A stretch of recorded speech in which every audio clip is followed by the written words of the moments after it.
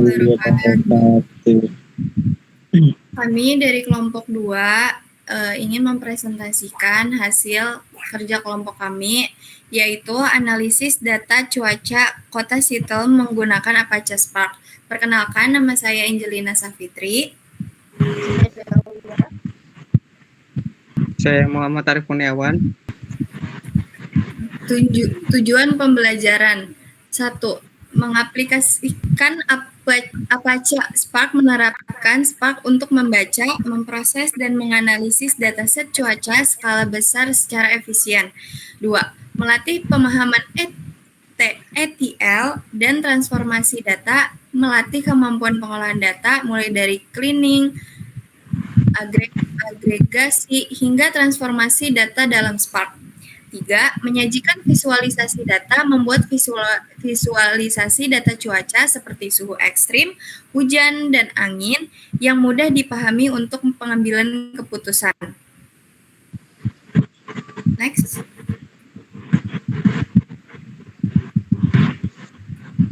Manfaat secara akademis. 1. Memberikan referensi implementasi nyata penggunaan Apache Spark dalam analisis data cuaca berskala besar. Secara praktis. 2. Membantu instansi atau pengguna memahami tren cuaca seperti suhu ekstrim, hari hujan, dan kecepatan angin berdasarkan data historis. Secara sosial. 3. Mendukung kesiapsiagaan terhadap bencana alam atau perubahan iklim dengan menyajikan pola cuaca secara visual dan informatif. Secara teknis. 4. Mendemonstrasikan keunggulan Spark dalam memproses data besar secara paralel dan efisien yang dapat diterapkan pada domain lainnya.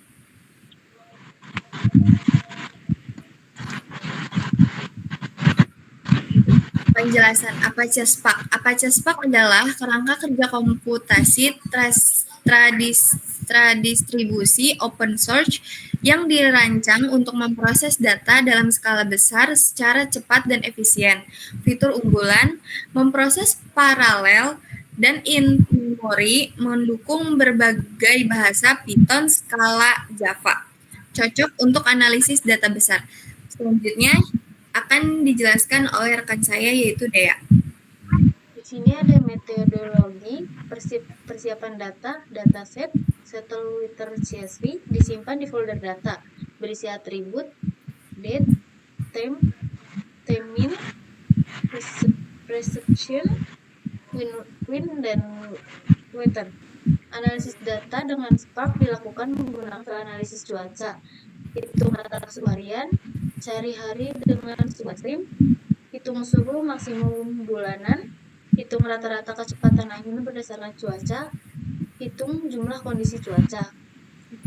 Selanjutnya ada visualisasi hasil menggunakan Python, Pandas, Matplotlib, Seaborn. 2. Tampilkan grafik suhu harian, hari ekstrim, suhu maksimum bulanan, kecepatan angin bercuaca, jumlah kondisi cuaca.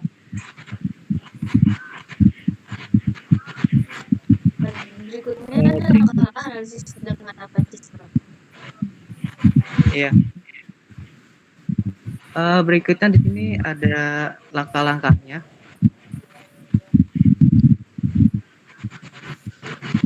Pertama saya sudah buat untuk ini langkah-langkahnya. Kita jalankan dulu, yaitu start DPS, CMD, start year CMD, sama Spark Shell. Kita salin aja dari sini dan cari CMD.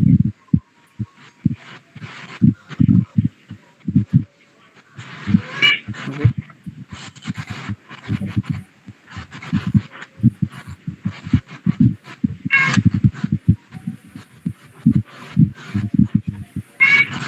Spark Shell.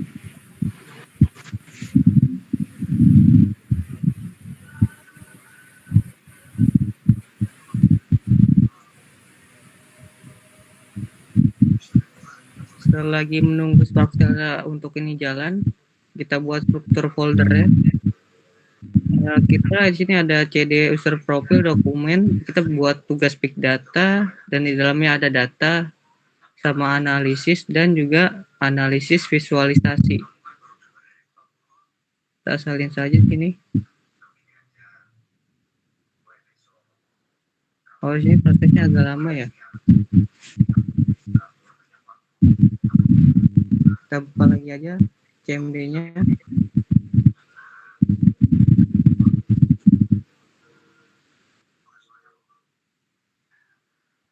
Dan kita copy paste sini aja.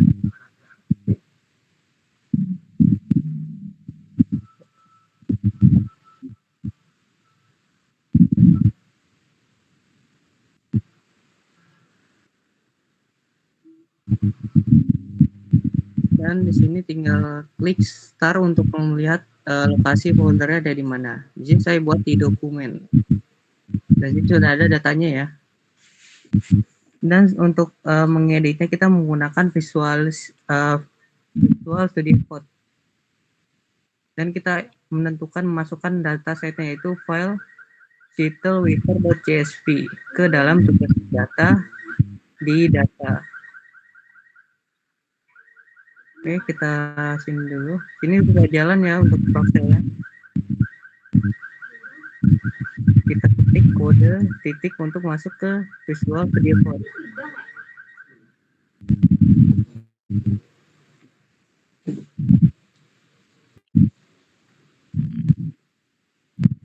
Oke, di sini sudah masuk ya. Ada analisis visualisasi sama data. Pertama-tama kita masukkan data si Twitter itu sendiri. Di sini saya menyimpannya di tugas Big Data.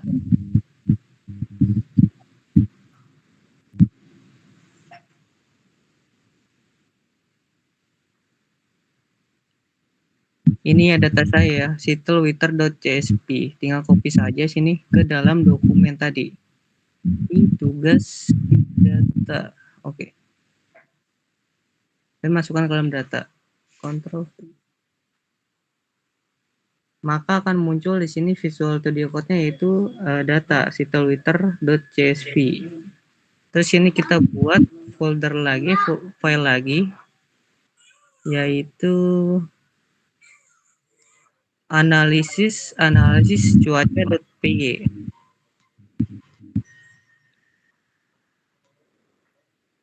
Sini kita buat file analisis cuaca.py. Enter. Dan kita masukkan kodenya saja.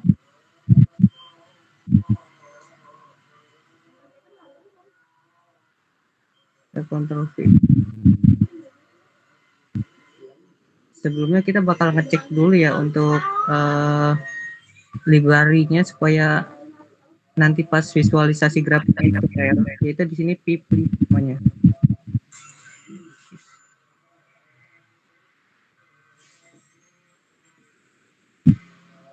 Di sini bakal menampilkan kayak panas, matplotlib, sama Ciber yang udah diinstal.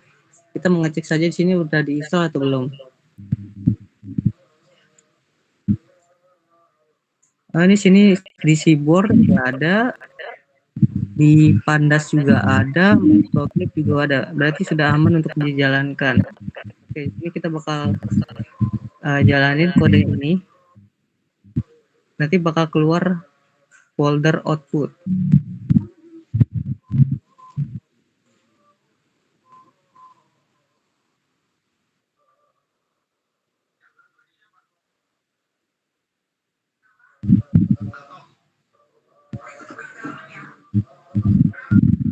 Nah, ini kode untuk Apache Spark-nya ya.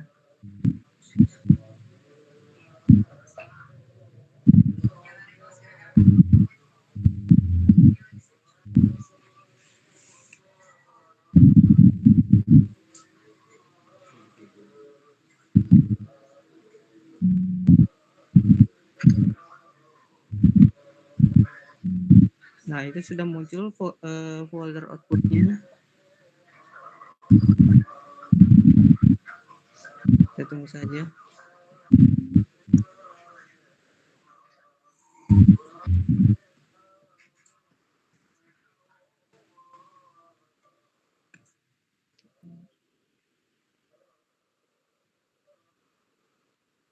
Oke, sukses. Di sini kita buka lihat ya untuk hasil outputnya. Di sini ada temperatur harian di mana tanggal di sini suhu rata-ratanya kayak gini.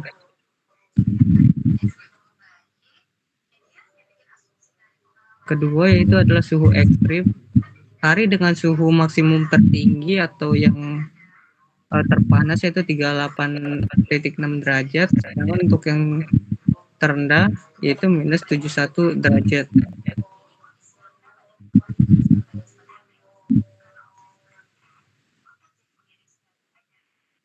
Ini untuk melihat jumlah kondisi cuaca.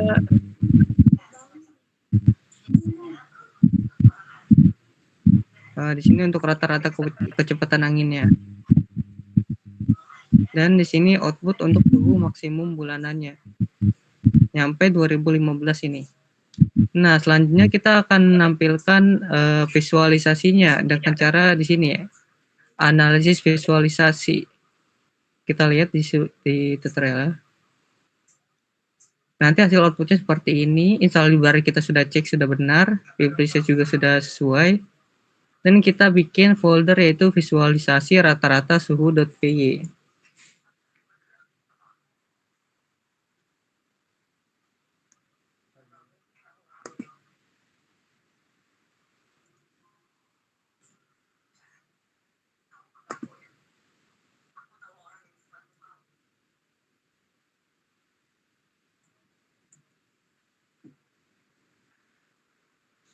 Visualisasi rata-rata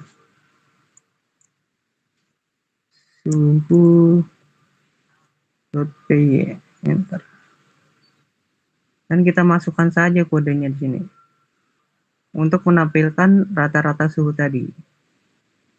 Oke, Ctrl V dan tinggal dijalankan saja.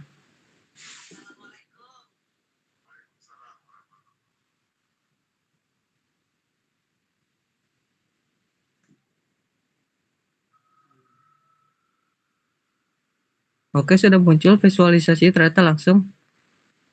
Oh, seperti ini rata-rata suhu hariannya, di mana dari 2012 sampai 2016 mengalami peningkatan dan juga penurunan di sini. Oke, selanjutnya kita bakal analisis visualisasi suhu ekstrim.py. Di sini untuk menganalisis suhu paling ekstrim di antara tahun tersebut. Kita buat dulu sini. Di analisis visualisasi. Kita bikin level visualisasi suhu ekstrim.py. Enter. Dan kita masukkan saja kodenya di sini. Dan kita jalankan.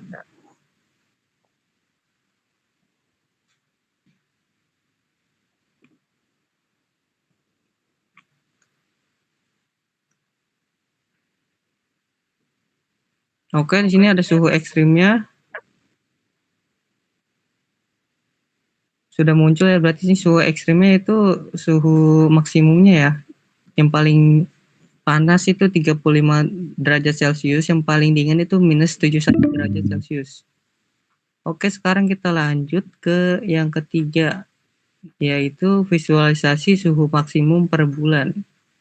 Kita copy dulu aja kodenya. Ini kita buat new file visualisasi suhu maksimum per bulan .py. Dan kita taruhkan aja sini dan kita jalankan lagi seperti tadi.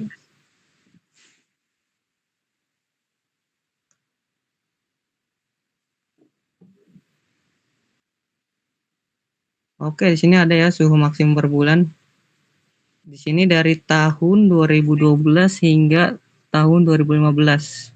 Suhu maksimumnya di sini ada di tahun 2015 ini sendiri. Selanjutnya kita bakal analisis keempat, yaitu visualisasi rata-rata angin.py. Kita buat lagi di sini. Kita new file Visualisasi, maaf tadi saya agak lupa. Visualisasi rata-rata angin.py. Visualisasi rata-rata angin.py. Enter. Dan kita masukkan lagi kodenya seperti tadi. Dan kita jalankan.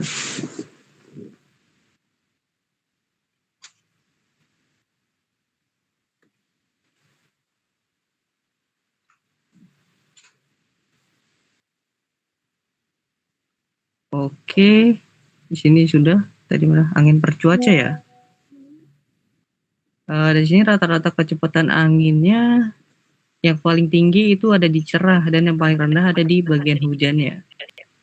Oke, selanjutnya kita bakal ke visualisasi jumlah hari hujan. Jumlah hari hujan dari shuttle itu sendiri. Ini kita ke analisis visualisasi nih, visualisasi jumlah hari hujan. .py. Bentar. Kita masukkan kodenya dan kita jalankan.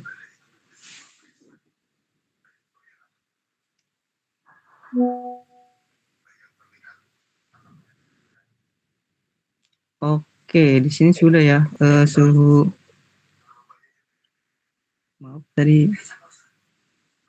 Frekuensi kondisi suhu cuaca. Di sini kondisi yang paling tinggi yaitu salju, gerimis itu kedua, berkabut itu ketiga, cerah itu keempat, dan hujan itu pertama. Oke, selesai untuk analisisnya. Selanjutnya akan dibacakan oleh Fadil.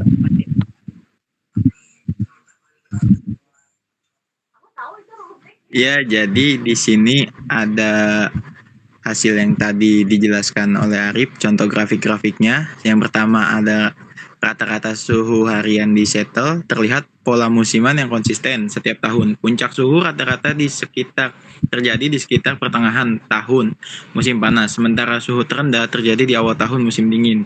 Tren menunjukkan bahwa Seattle memiliki siklus suhu tahunan yang stabil tersebut. Ya, next.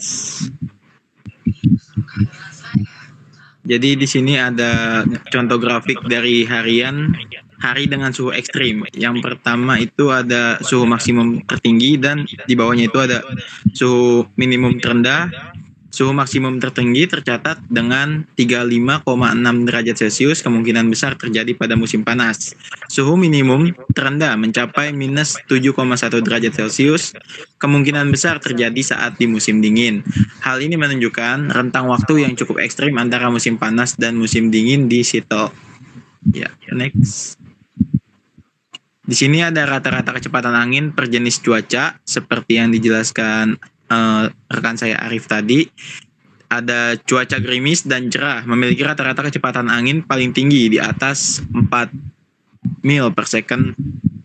Cuaca berkabut dan salju menunjukkan kecepatan angin yang lebih rendah. Ini dapat membantu mengidentifikasi hubungan antara cuaca dan pergerakan angin di wilayah tersebut. Ya, berikut ini adalah contoh grafik suhu maksimum per bulan. Grafik ini menunjukkan fluktuasi suhu minimum, suhu maksimum, bulanan dari tahun ke tahun. Bulan-bulan musim panas sekitar Juli sampai dengan Agustus secara konsisten memiliki suhu maksimum yang lebih tinggi. Ini memperkuat pola musiman yang telah diamati di grafik suhu harian. Next. Berikut ini adalah contoh grafik frekuensi masing-masing kondisi cuaca. Di sini ada cuaca hujan dan cerah mendominasi jumlah hari dalam dataset. Cuaca salju adalah yang paling jarang terjadi, hanya sekitar 26 hari. Ini mengkonfirmasi bahwa Seattle memiliki iklim yang relatif lembab dan sering hujan, tetapi jarang bersalju secara ekstrim. Ya, next. Jadi kesimpulan pada implementasi kali ini, Yang pertama ada pola musiman terlihat jelas. Yang kedua, suhu rata-rata harian menunjukkan pola musiman yang konsisten, lebih tinggi pada pertengahan tahun seperti musim panas dan lebih rendah pada awal tahun atau tahun baru dengan musim dingin. Terdapat suhu ekstrim. Suhu maksimum mencapai 35,6 derajat Celcius dan suhu minimum turun hingga minus 7,1 derajat Celcius, menunjukkan adanya perbedaan suhu yang signifikan sepanjang tahun. Yang selanjutnya ada angin cenderung lebih kencang saat cuaca cerah dan gerimis. Selanjutnya, kecepatan angin rata-rata tertinggi terjadi saat cuaca cerah dan gerimis, sedangkan berkabut dan salju memiliki kecepatan angin yang lebih rendah. Di baris berikutnya ada hujan merupakan kondisi cuaca terbanyak. Dari seluruh hari yang tercatat, hujan menjadi jenis cuaca yang paling sering muncul, memperkuat fakta bahwa Seattle dikenal sebagai kota yang sering dihujani. Di baris berikutnya, Apache Spark efektif untuk analisis big data. Analisis 5 aspek cuaca berhasil dilakukan secara cepat dan efisien dengan Spark. Meskipun dataset cukup besar, menunjukkan bahwa Spark cocok digunakan untuk analisis dan data berskala besar.